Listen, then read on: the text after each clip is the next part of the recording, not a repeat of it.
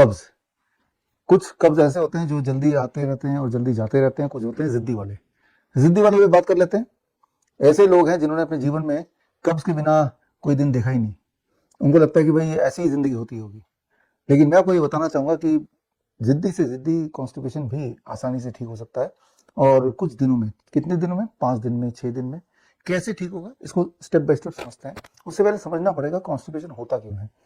देखिए, एक बात समझना पड़ेगा, आपके कोलोन में एक तरह के बैक्टीरिया होते हैं जो सिर्फ फाइबर पे निर्भर होते हैं। फाइबर फाइबर यानी कि जब आप कोई भी चीज खाते हैं, जैसे फ्रूट्स एंड रॉ वेजिटेबल्स, तो आप फाइबर भी खाते हैं। ये जो फाइबर है that is not your body food, वो आपकी बॉडी की रिक्वायरमेंट नहीं है, वो कोलोन में जो बैक्टीरिया उनकी रिक्वायरमेंट है।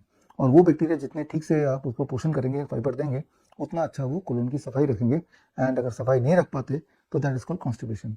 As simple as that. Constipation बहुत लंबे समय तक रहेगा तो कुछ लोगों को उससे कई सारी और दिक्कतें, जैसे पाइल्स है, फिशर्स हैं, और कोई अल्सर बनेगा, कोई ट्यूमर बनेगा, फाइनली कुछ कैंसर बनेगा, इंटरनल ब्लीडिंग होगी, या एनएस से ब्लीडिंग होगी। तो ये सारे एडवांस रूप होते जाते हैं। So it will not restrict just to constipation. एक और बात ये है कि कॉन्स्टिपेशन अगर है तो मान लीजिए आपकी दुनिया की सारी के सारी बीमारियां भी आपको आने ही वाली है, लगी चुकी है। जितना साफ आपका पेट होगा उतना साफ आपका शरीर होगा। याद रखिए एक छोटी सी बात, आपके बॉडी के जो सारे ऑर्गन्स हैं, जितने भी ऑर्गन्स आप जानते हैं, चाहे वो ब्रेन हो, चाहे वो हार्ट हो, चाहे वो लंग हो, चाहे वो किडनी हो, उन ऑर्गन और एक्सटर्नल दुनिया के बीच में जो बैरियर है दैट इज योर स्टमक। कोई भी चीज आप खाते हैं सीधे हार्ट में नहीं पहुंचेगा, सीधे लंग में नहीं पहुंचेगा। कहाँ पहुंचेगा? वो स्टमक में पहुंचेगा। कहाँ पहुंचेगा? वो इंटेस्टाइनल सिस्टम में पहुंचेगा, और उसके बाद वहां से फिल्टर होके, वहां से एब्जॉर्ब होके, फिर वो न्यूट्रिशन जो है वो जहां जहां भी जाना है वो जाएगा। राइट। तो the stomach is a barrier between the food and the rest of the organs. तो ये जो इंटेस्टाइनल सिस्टम है इसको अच्छा होना ही पड़ेगा। अगर वो ठीक नहीं रहेगा तो समझ लीजिए कि आप ठीक नहीं है। बहुत सारी बीमारियां होंगी, ना जाने कैसे कैसे। रह रह के बुखार भी रह सकता है, या फिर कमजोरी रह सकती है, थके थके रह सकते हैं, रात को नींद नहीं आ रही, सुबह नींद खुल नहीं रही है। ये नाना तरह की दिक्कतें हो सकती हैं। खैर, ये कोई बात नई नहीं है, क्योंकि जैसा मैंने देखा कि हमारे हॉस्पिटल्स में जब पेशेंट आते हैं, या हमारे क्लिनिक में, doctor BRC clinic rate home में जब पेशेंट्स आते हैं, कोई कैंसर के लिए आ रहा है, कोई हार्ट के लिए आ रहा है, कोई किडनी के लिए आ रहा है, लेकिन अधिकतर लोगों में एक बात कॉमन होती है कि वो उनको कॉन्स्टिपेशन का भी इशू है। अब तो वो इसको इशू ही नहीं मानते हैं, सोचते हैं कि जिंदगी ऐसी ही जीनी होती है। तो अगर आपने कॉन्स्टिपेशन को क्लियर कर लिया, ठीक कर लिया, तो इंटरेस्टिंग बात यह आगे जाके आपकी जो बाकी पेरिफेरल बीमारियां हैं वो भी ठीक होने लगेंगी। तो वाइस वर्सा है।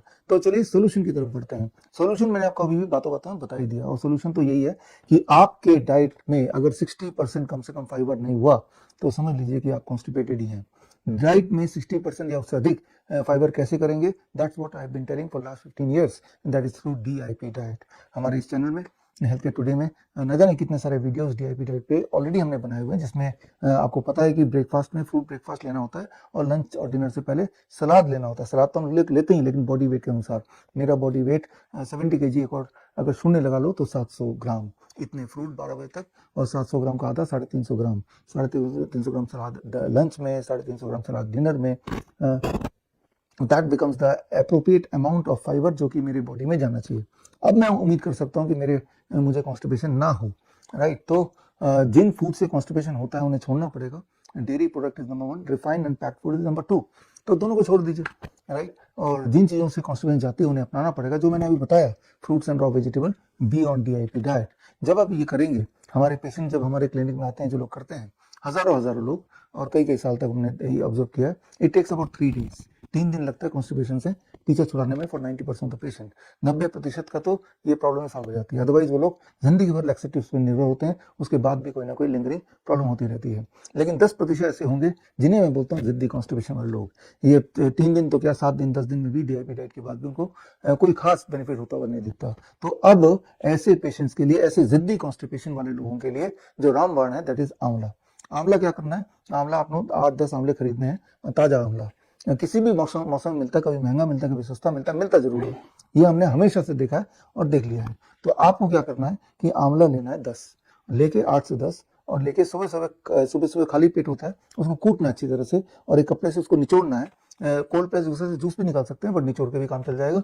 करीब आधा कप यानी कि 100 ml जूस खाली पेट पीना है। फिर DIP डाइट पहले दिन, दूसरे दिन, तीसरे दिन, चौथे दिन तक मोस्ट लाइकली आपको लूज मोशन के सिम्टम आएंगे, यानी कि बॉडी बता रही है कि आंवला बंद कर दो। तो ये 4 दिन का डोज होगा, किसी का 3 दिन का होगा, किसी का 5 दिन का होगा। इतने में ही जिद्दी कॉन्स्टिपेशन टूट जाता है, और उसके बाद अपने आंवला छोड़ दिया, और continue with the DIP diet, the problem of constipation is gone, right. So that is as simple as that. और क्या नहीं करना है, कुछ लोग सोचेंगे शॉर्टकट ले लेते हैं, आंवले का जूस तो बाजार में वैसे ही मिलता है पैक्ड, वो लेंगे तो काम नहीं करेगा। एक्सपेरिमेंटली लेके देखिए, कुछ काम नहीं करेगा, क्योंकि जब आप आंवला खुद लेते हैं और उसको कूट के जब उसका जूस निकालते हैं, that is a live enzyme, उस आंवले में लाइव एंजाइम है। यही लाइव एंजाइम तो उन बैक्टीरिया को एक्टिवेट करेगी जो आपके खून में सुस्त पड़ी हुई है और कॉन्स्टिपेशन से आप जूझ रहे हैं। तो इतनी छोटी सी बात है, भयंकर से भयंकर बीमारी के इनिशियल स्टेजेस में कॉन्स्टिपेशन से ही शुरू होता है, लेकिन ये कॉन्स्टिपेशन अपने आप में बड़ी तेजी से ठीक हो सकता है, ठीक होता है।